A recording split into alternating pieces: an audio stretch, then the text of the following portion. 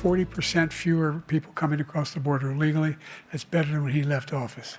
And I'm going to continue to move until we get the total ban on the total initiative relative to what we're going to do with more Border Patrol and more asylum officers. President Trump? I really don't know what he said at the end of that sentence. I don't think he knows what he said either. Look, I'm not the only one whose heart is breaking right now. There's a lot of people who watched this tonight and felt terribly for Joe Biden. And, you know, you have to ask, how did we get here? How did we get to the point that we're spending a whole lot of time talking about the vice president tonight instead of talking about the president? When President Joe Biden took the debate stage last night to go toe-to-toe with former President Donald Trump, the assignment was clear. Draw the line between him and Trump and prove to America he has the stamina and vigor to go 4 more years. By the majority of accounts, President Biden did not do that on that debate stage. And into the night and early morning hours, it was clear his ability to run against Trump was being questioned by people in his own party. But then he went to a rally in North Carolina this morning, and he seemed very different than the man we saw last night. I know I'm not a young man. State the obvious. I don't walk as easy as I used to. I don't speak as smoothly as I used to. I don't debate as well as I used to. But I know what I do know. I know how to tell the truth.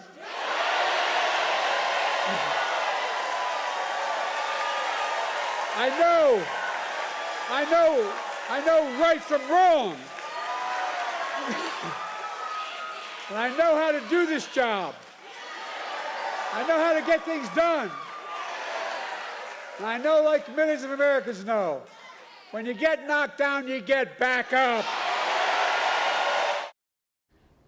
So what is America supposed to make of this tale of 2 presidents and Joe Biden? Abu Amara is here tonight for our political analysis. Thank you for coming on Breaking the News on late notice. Thanks for having me. We got to agree that Biden's performance was terrible last night. Without a doubt, he did not have a good debate. I think anybody watching that debate can see that that's clear. But 24 hours later, we're seeing a resurrection, if you will, of Joe Biden. So I want to contextualize that debate a little bit. That happens. Barack Obama had a bad debate. Presidents before have had a bad debate, and they bounced back. Hopefully, Joe Biden can do it again. Maybe Barack Obama had a bad day, but this was really elevated in how poor Biden's performance was. I'm not trying to belittle the man. It just was that bad. And then you see him this morning, and he's at a rally with supporters. Is this the difference between being head-to-head with somebody who is coming at you, with lies? President Trump was lying up there. And you have no script and you have no coaching. When he's in North Carolina this morning, he has a teleprompter. He has people around him that are cheering for him. It's definitely a more scripted environment, and I think politicians, regardless of age, like script, especially when they're a bit older. And so I think you're going to continue to see this on the campaign. You know, last night was very scary for some Democrats, and I think to remedy that, Joe Biden's going to actually have to feed the beast more interviews, more conversations, be in public more to assuage some of the concerns that were raised up last night. And then the polling. We'll see the first couple polls come out next week. That's really going to tell us the impact of the meteor last night. Right, because so many people this morning, pundits, different newspapers and the national news saying, oh, Joe Biden needs to hang it up right now. But as a person that's worked in politics, he's going to wait for those polling numbers to see what America says, the voter says, right? There's no question we can feel our guts about what happened last night, but we need to see the numbers of what happened last night. You know, campaigns are not just theoretical abstractions. They have specific paths with specific states and specific voters. So you look at the data, and the data is going to tell the story. So I suspect at the end of next week and early the following, after the 4th of July, we'll really have a clear picture of what happened last night. Do you see any scenario that Biden drops out of this race? It is a non-zero chance. How did Mr. Trump do last night? That's the thing. Donald Trump didn't win the debate last night. I think that people were just let down by Joe Biden. But if you actually look at what Donald Trump said, for 90 minutes, he committed 30-plus lies, was unkiltered, if you will.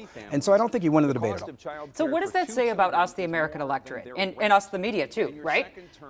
You have the former president that was lying or at least stretching the truth by a wide margin, which he's been known to do. But that's not being talked about as much as the sitting president and his mental acuity to keep being president. How do we digest both of those things at the same time? Yeah, to me, ultimately, I think we've got to look in the mirror, right? This is on each and every one of us as voters, as citizens, that somehow we got to this place and there weren't enough of us to change this eventual outcome. But the reality is, this is the choice. You've got chocolate or vanilla, you're in an ice cream shop. And I think ultimately we've got to make the decision based on these two voters, or these two candidates. I think a lot of people, if you were watching the entire thing, and I forgive you if you do not, towards the end where they started to actually argue about who had a better handicap at golf was when it really just went off the rails for me. I don't know how I could take it much longer. Come on. That was painful. Don't we deserve better as voters? There's no question we deserve better, but we deserved better a year ago, and not enough of us did enough to change the trajectory here. Here we are. We've got a choice. We've got a fork in the road, and voters have to decide. Okay. So not a 0% chance that there could be a change. A non-zero chance, but I don't think it's likely. Okay. I mean, if you play out the mechanics of what would have to happen, it's almost kind of like winning the lottery or lightning striking. So. You saw as the day progressed, too, a lot of Democrats coalesce like, this is our guy, here we go. Because they're learning from the Republicans. The Republicans are very good about getting in line. Democrats like to fall in love. I think some Democrats want to stand in line and stand with the president. Thank you, Abu Mara. Always a pleasure to have you on Breaking the